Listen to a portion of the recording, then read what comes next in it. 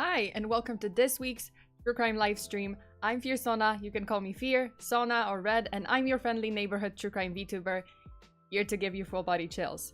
Yes, I didn't mess it up. Success, the little things. Okay, thank you so much, you guys, for tuning in today, for watching this stream.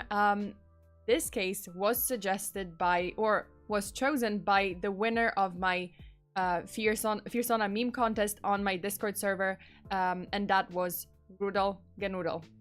I'm sorry for mispronouncing your name, Rudol, like all the time. I'm just like, I feel like I never pronounce it the right way, but I hope you forgive me. And let me just say hi to everyone in the chat. I can see Pancho Villa, hi, Joker Mage, nice. Wait, Kira Keiko, is it Kira? Kira Keiko, Kobayashi? Hi, thank you so much for watching today. I'm sorry if I mispronounced your name. Evil Production Studios, nice. And Anime Freak. Wait, Anime Freak. I can never like... I can't speak today. As always. Nothing new. Nothing new. Hi, thank you so much for watching today. And Esau, I can see some of my patrons. Esau Buenrostro. Dersey Do, nice. And DJ is here, Brian is here, nice. Dale, hi Dale, Nicholas, who else? Hanako Ackerman, hi, thank you so much for tuning in. Gun Puppy is here, Nonan is here, nice, okay. I said like nice so many times. Fantastic, fantastic. I should like expand my vocabulary. Fantastic, glorious, awesome. I don't know what else to say. And wait, Vern. Wait, is it, I'm sorry if I mispronounced it, but Vernksen? Vern? Or Vern? Thank you for joining today's stream. Okay, Fear and English aren't friends. We are not.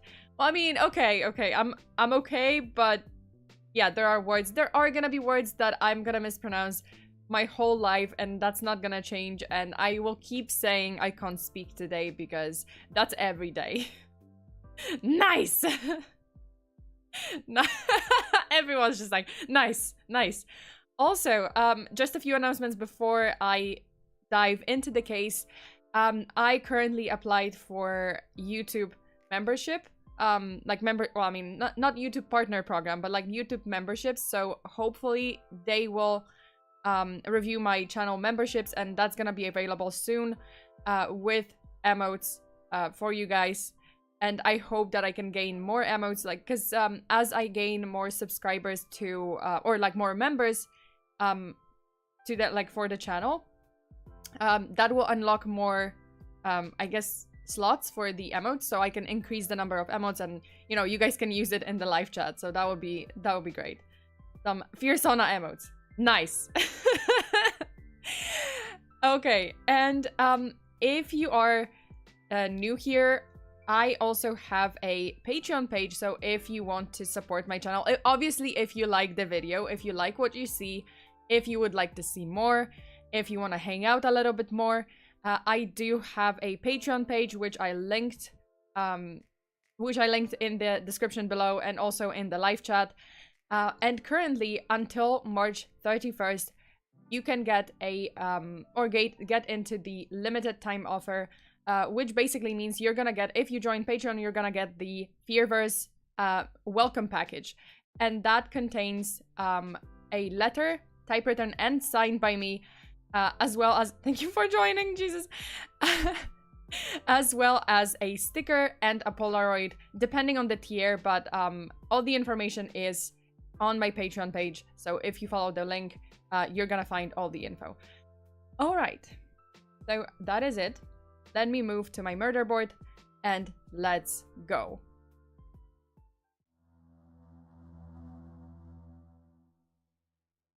So, as you see, the case was suggested by Rudol Genudel, our winner of the meme contest.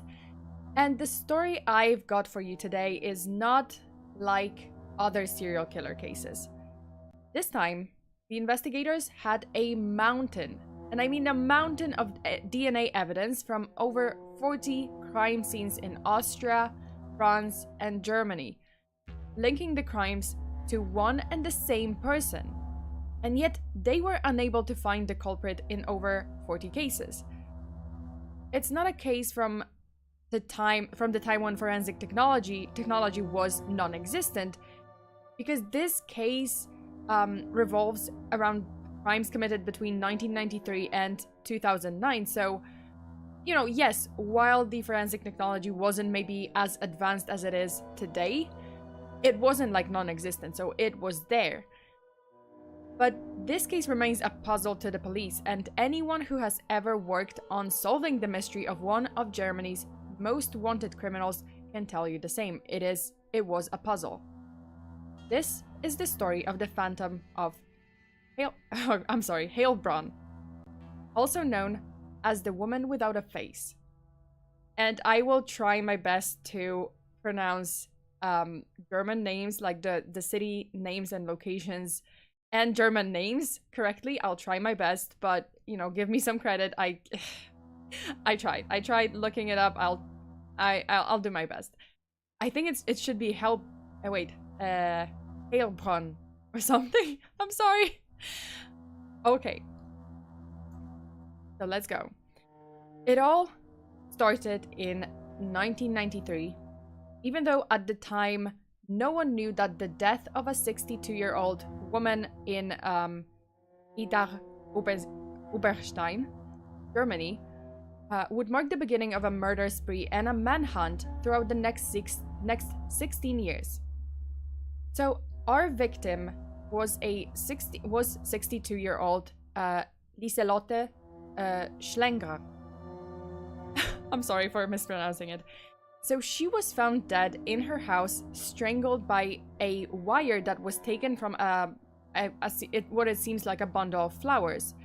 There were no witnesses, no suspects, no signs of forced entry or robbery or anything that would have given a clearer picture as to sorry, I don't know, my voice cracked.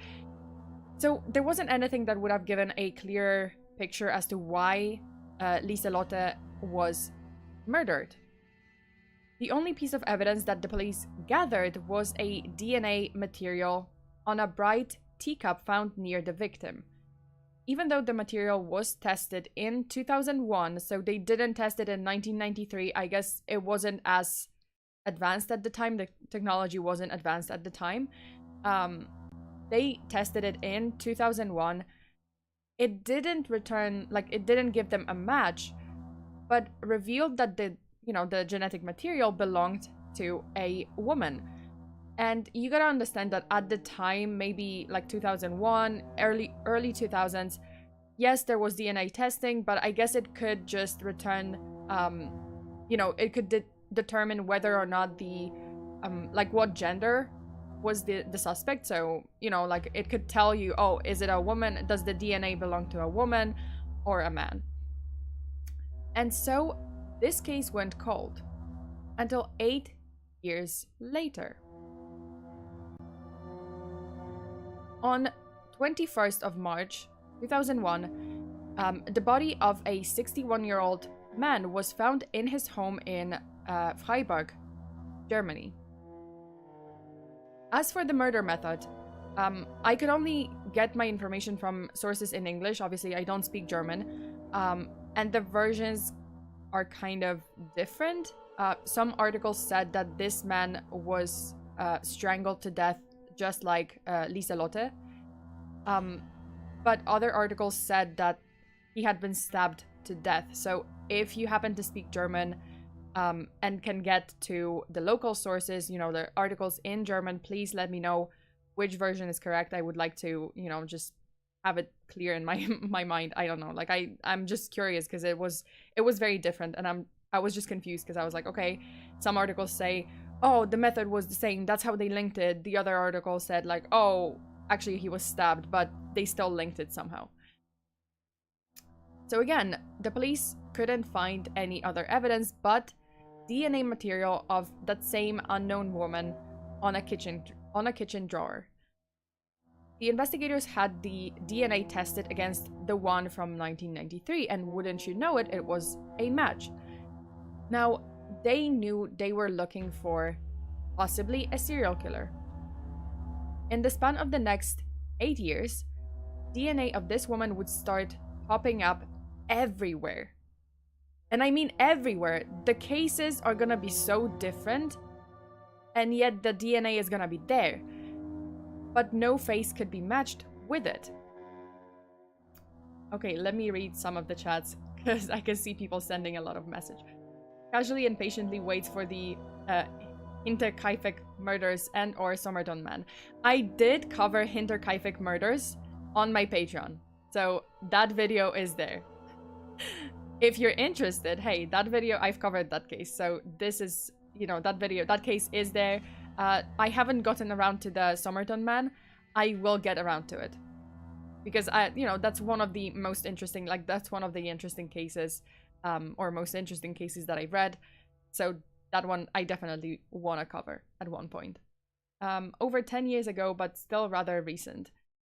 Yeah, like, I think, I mean, obviously, if you consider the earliest supposed or suspected murder of by the same person, it was 1993, but yeah, the latest one is 2009, so not that long ago.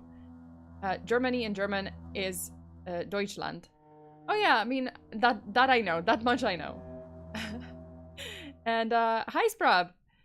Okay, RJ said, like the police publish a sketch of the suspect and it's just a blank piece of paper. Pretty much. That's, you know, that's ingenious. Witnesses can never identify you if you don't have a face.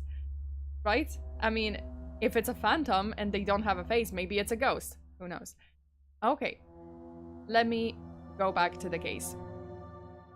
So, only 5 months after the murder of the man in Freiburg, in October 2001, the same female DNA material was found on a discarded heroin syringe after a child found it in a playground in, I guess, Gerolstein? I think that's how you pronounce it. I'm sorry. So only a few weeks later, the same DNA was found on a cookie left in a trailer near Bad Kreuznach, or Kreuznach, that was broken into that same month. So, you know, it's very different. Here we have a murder. Then we have a heroin syringe, so possibly someone who is addicted to drugs. And then we have a break-in case. And again, the same DNA was found at the scene. Then traces of the same DNA were found in a break into an office in Dietzenbach. Then in a stolen car in Heilbronn, on 2 beer bottles and wine glass at a bar in Karlsruhe. Oh god, I can't pronounce, I'm sorry. But Karlsruhe. I'm sorry. Okay, anyway. The DNA was found on wine glass and beer bottles in a bar that had been broken into. And the authorities started forming this, you know, the story about the suspect that they had no idea who to match it to, but they speculated that their suspect could be addicted to drugs, considering that heroin syringe, and maybe this person was, you know, supporting themselves by, you know, petty crimes, theft, burglary, and then also by murders, even though, you know, there weren't signs of any robbery at the, you know, murder scenes, both murder scenes back in 1993 and 2001. But still, you know, like the police couldn't sign it off. They were like, okay, I mean, DNA was there. You know, if this person is addicted to drugs, maybe they don't have money. They wanna, they are breaking into, obviously breaking into bars, into offices, you know, stealing stuff, stealing cars. That's how it is. So they are trying to form a profile of this person. Then, in 2004, the same DNA was found on a toy pistol that was used in another robbery of a Vietnamese gemstone trader. Next, in 2005, there was one particularly strange case. On May 6th, 2005, a man shot his own brother with a pistol. And weirdly enough, even though, you know, we know who shot who, that same woman's DNA, so that DNA that they were looking for, was later discovered on one of the bullets. So was this person involved in some kind of intrigue? Was this a bigger case? Like, I don't know, was this a bigger story and the police just couldn't see the connection? Like, how do you like define it? How do you explain this? They really started thinking that this person is a phantom. Like, maybe, I don't know, it was just not possible to explain. It was like, okay, is this person a ghost? They are involved in all those crimes, then they are involved in this shooting that's, you know, we know who did it, maybe, or maybe we don't. Maybe there was something more about this case. And then in 2006, the same DNA was found on a windowsill of an optometrist's store that was robbed. So again, this person is turning back to robberies, and it just seems like their modus operandi is changing constantly. You know, 1993 it was murder, then it was theft, then robberies, then shootings, and it's just like, okay, this person is so not consistent.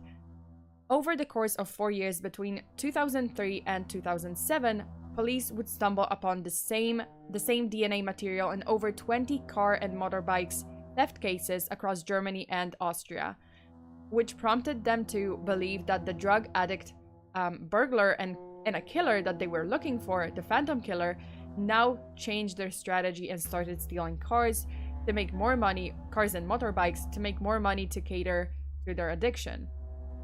Okay, let me just stop for a moment and read some of the chats. Verngsen says, a homeless heroin addict, that's a lot of break-ins. Well, I mean, it's possible. Like, it was very confusing to the police, like, for sure. They were just thinking, okay, this person doesn't have money. They clearly have or possibly have a heroin addiction. They need to get money from somewhere. Wineglass, perhaps the suspect is a traveling sommelier that has a heroin addiction. Hey, I mean, all crazy theories. I think the police was like welcoming all the possibilities. I'm sorry, toy pistol? Yeah, so I guess it was like toy gun or something that was used to, or fake gun that was used to, you know, threaten the owner of the Vietnamese gemstone shop, or, you know, trader. Gemstone trader. Hi, that's what the article, the sources told me. Welcome. Oh, hi Rose. Hi. Thank you so much for joining today. Oh, it's the Phantom. Yeah, it is a phantom. Okay, perhaps they knew the people from the case if they aren't a phantom and manipulated someone. Yeah, I mean, that's definitely possible. You know, like, the police was kind of thinking, the authorities were thinking, okay, maybe this person is somehow involved. There is just a bigger case. Maybe it's not one person, maybe it's more people, but this particular person is always involved somehow. Okay, moving on. So between 2007 and 2008, the modus operandi of the suspect shifted yet again, turning to violent robberies, including a clubhouse in Germany where a woman was violently attacked. And yet, the Phantom's DNA was found in the car of a nurse. Oh, sorry, that year. Sorry, the same. What am I saying? So that same year, the same Phantom's DNA was found in the car of a nurse whose body was, you know, like, she was murdered in the car, and she was found near. The car was found near her home in Heilbronn. And in another case where 3 bodies of dead Georgians were transported in a vehicle near Heppenheim, Germany. So again, we have now in 2007, this person is turning back to murders. They murdered this nurse and 3 Georgians for some reason. And yeah, and again, like, you know, they are going on a murder spree again. Okay, and then on April 25th, 2007, another case happens that marks, I guess, the signature case of this Phantom, and it was the biggest one. So on April 25th, 2007, a policewoman by the name of Michelle, Kizaweta? Oh god, Kizaweta, sorry, Kizaweta. I'm sorry, I can't pronounce it, but Michelle Kizaweta was shot to death in Heilbronn, Germany.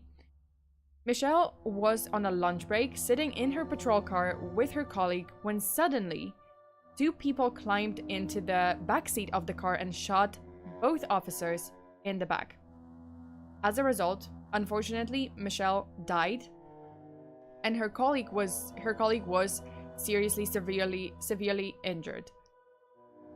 After the perpetrators escaped and the crime scene was investigated, traces of a female DNA was found on the backseat and dashboard of the vehicle, and it was the same DNA again. Yet no person was matched with the DNA sample yet again. And no one saw anything. I mean, so no one saw, it was kind of sketchy because the authorities put out a 300,000 euro reward for any valuable information regarding this case and the suspect. And then they are swarmed with multiple tips. Unfortunately, none of which were reliable, because some witnesses would say, oh, it was just one person and the perpetrator was a woman. Some people would say like, oh, it was a man. Some people would say, oh, it was 2 people. And, you know, there wasn't just one person, there were 2 attackers, and it was just so confusing. So the police was like, oh my god, okay, again we have the phantoms strikes again. They killed one police officer, severely injured the other one, and again we don't have a face. So at this time they start thinking, okay, maybe this person is a man. Maybe, you know, based on the testimonies, based on the witness tips, even if they were fake, they started thinking, okay, maybe this person is a man. So the police kind of constructed a portrait, like a composite sketch or portrait of the suspect based on those tips, on those descriptions. And this is how it looked. It's very, very, very weird. I mean, obviously, how else is it supposed to look like if it's like, I guess, digital portrait, somehow like generated, put together. Okay, let me read some of the chats. Akuma, holy, if she is a manipulator, they did a good job avoiding detection and investigators. Yes, they did. And it was, yeah, as I said, over the span of 16 years, and they just go undetected. Even in, 2007, where, I'm pretty sure the technology was a little bit more advanced. Demon Taker went from murder to threatening with toy gun and back to murder. Wow. Right? It just changes so much. Then, like, they went from murder to, like, car thefts, to robberies, to, yeah, like, threatening with a toy car, to back to murder. It was just so inconsistent. I was right there. It was 2 of them. I see. Okay, Dersey 2, we have a witness. There's no correlation between anything besides the DNA, huh? Yeah, like, literally, nothing else. It's just the DNA that's found on all of those crime scenes.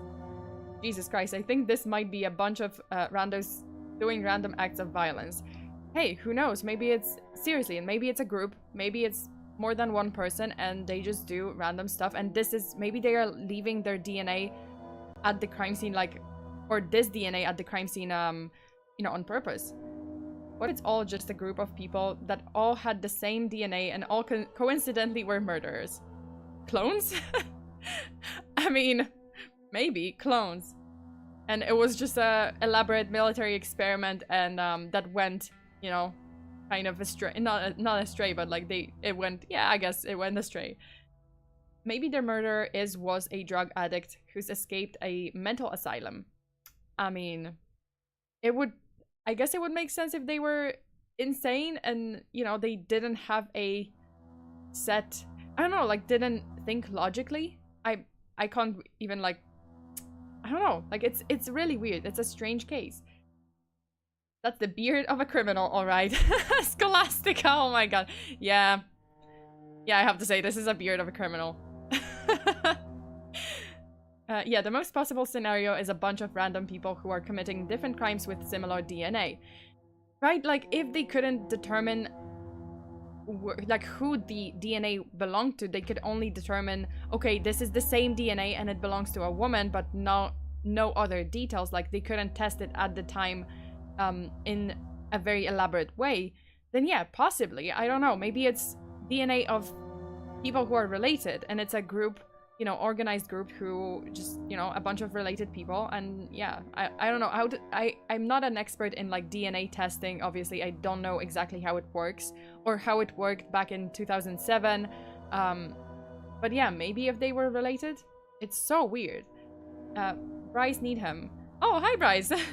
Sorry for noticing you just now. Another one of my patrons. Think they could be identical twins? Two people with the same DNA? Or maybe it is not how that works. Yeah, see, like, I obviously am not an expert in, like, forensic testing, DNA testing, but maybe I mean, it sounds plausible, you know, like, if those were, you know, two, like, I mean, obviously twins, or triplets. I don't know, that happens too, right? Like triplets. Heck, quintuplets, I guess, happen. So who knows? Maybe this was like this kind of unbelievable case. But yeah, let's continue. So as I said, they didn't have a suspect. They had a bunch of witness statements that basically told them different story. It was a man, it was a woman, it was one person, it was two people. Even the reward didn't really do much, so they didn't get a very clear or, you know, confirmed, 100% confirmed tip. And then everything came to an embarrassing conclusion in 2009, and I said it twice, embarrassing twice, 3 times now, and you will see why. When the German police on the case of the Phantom of Heilbronn discovered that the Phantom never existed. Let me explain. So, in March 2009, the French police had found the burnt body of a man who was missing since 2002. Turns out that this man was an asylum seeker, and he had submitted his fingerprints with his application form, which was required as an asylum seeker. So the authorities take DNA from this case to confirm his identity. Lo and behold, the test comes back, and it says that this DNA belongs to a woman.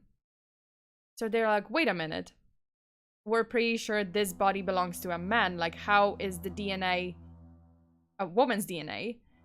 And moreover, this DNA later matched the Phantom woman, or like the woman without a face. So they repeat the test with a different swab, and this time it showed that the Phantom's DNA was not there. Immediately, their suspicions fell on the DNA testing equipment. And after an in-depth investigation, it came out that the cotton swabs used to gather the DNA had been accidentally contaminated by a random woman who worked at a cotton swab factory in Austria. So the factory's explanation was that while yes, the products are completely sterile, when like the swabs are not certified for human DNA collection because the sterilization methods do not destroy any possible DNA material that may be on the swabs prior to packaging, prior to sending them out. And the newspapers had a good laugh, or, you know, they had a blast making fun of the German police force with articles titled, quote, "Are the heads of our police stuffed with cotton wool?" End quote. Dun dun dun. So the case of the Phantom of Heilbronn gained the status of the most embarrassing investigation in German police history. Thank you, Rudel, for this case. I had a good laugh. Well, I mean, obviously, some of those cases were not solved, like the murder in 1993 or the murder of the 61-year-old man in 2001. So obviously, some of those cases are unsolved. I think the case of Michelle Kaiswetter was solved, and she and her colleague were injured, or like she was murdered by neo-Nazis. So that case was solved, but the Phantom case, like the case of the Phantom of Heilbronn, was definitely an embarrassing one. When I read the ending, when I was like researching it and I read where it led to, I was just like, what the fuck? like my head was stuffed with cotton. Because I was like, when I was, you know, reading through the articles, reading about this case, I was like, man, okay, I'm making all those theories. I'm like, maybe it's, you know, the killers are related. Maybe they are twins. Maybe this is some elaborate plan. And then I got to the ending and I was like, what the fuck? But this was a good plot twist. I have to say, Rudolph, this was a great choice of a case. You know, it's a nice change from you know, the cases that I cover usually, and it's like unsolved, and there's a killer out there that has never been caught. But yeah, this was definitely, you know, one fun case, or embarrassing case. Not fun case, obviously, like there were murders, but one embarrassing case for the police, both in France, in Austria, and Germany, because they were all confused. Like throughout 16 years, they were like, man, this is one of the most wanted criminals in our country, and we can't even pin a face to it. We can't even match a face to it, so we don't even know. Sad, honestly, a little bit sad, because yeah, they wasted a lot of time. Obviously, a lot of time and a lot of resources were wasted, I'm sure, I'm certain, because they could have been looking for, you know, completely different person. Maybe the case in 1993 could have been solved. I mean, I hope it was, you know, it's gonna be solved. But yeah, like they could have been looking for a completely different person, and yet they wasted all this time to look for someone who didn't exist. Or I mean, this person does exist. It's just that it's a random, you know, worker, factory worker, and she has nothing to do with these cases. Okay, let me just thank my patrons. The list is getting longer. Thank you so much, you guys, for always supporting my channel. This was not a long case, but I hope you guys enjoyed it.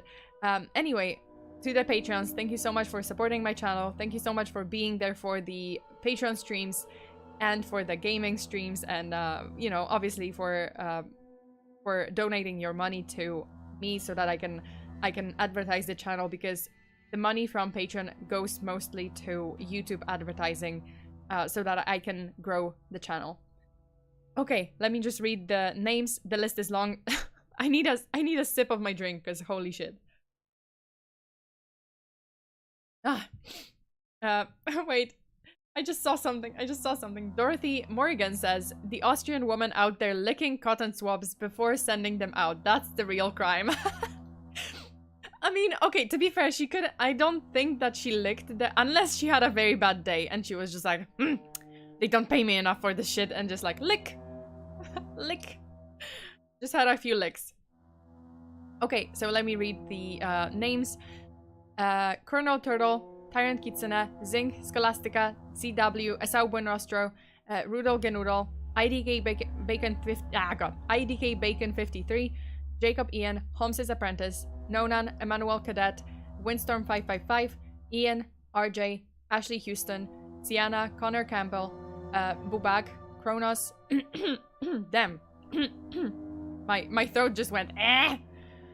Bubak, Kronos, Hex Gengar, Beverly, Eric, Leonovsky, Gravesinger, Brandon S, Kanta the Tank, Gun Puppy, Rai Oki, Racer 7331, Alpaca My Bags, Rune S. Oh, wait, Scholastica donated. Damn!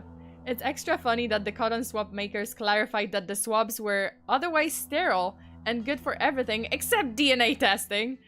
Yeah, I just don't understand why the police, like the lab just got those swabs if they are not good for DNA testing. Like, holy fuck, man. Why? Also, thank you so much for your donation. Where was I? Okay, Alpaca My Bags, Rune S, Christopher McCann's, Cav, An Wen, I think, I'm sorry if I mispronounced it, Dale Angiano, Chris, Hopeful Space P Taco, Kai Masamuna, Yo, Tuetsi for you. I love this name. Marshmallow Bunny, Mommy Jimajo, Giovanni. Oh god, I'm sorry Giovanni if I mispronounce your name. I'm sorry.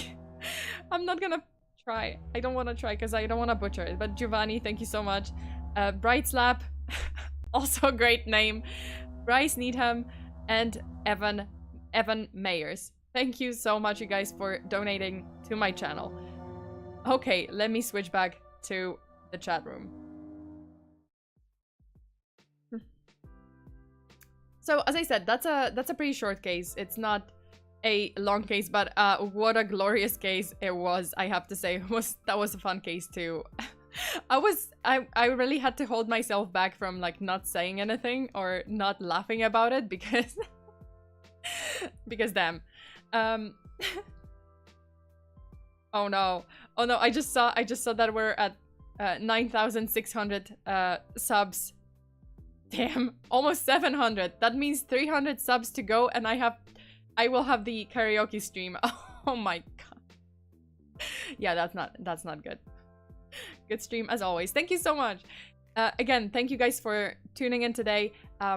Yeah, and if you want to hear more cases, you can go to my Patreon. You can subscribe to the Patreon. Obviously, you're gonna get perks. You're gonna get access, VIP access to my Discord server, and that includes a VIP role, as well as some events.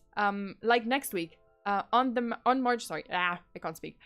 On March 31st, I'm gonna have an event. I will be playing Don't Starve Together on stream, and that's gonna be together with my patrons. So if you are a patron, you're gonna get access to the game with the password, obviously, and you will join me on stream. Depending on how many people are gonna join, I'm gonna have the voice chat, and if too many people join, obviously, it's gonna be too chaotic, so in that case, we will just opt for text chat, but you will be in the game with me. So chaos ensues. And yeah. Okay, so as I said, until March 31st, you can still get the sticker, letter, and Polaroid. So that's the Fearverse welcome package. Let me just show you briefly like what it has. So the sticker looks like this, and all of them were drawn by me. Obviously, the sticker was drawn by me, and the Polaroid was drawn by me.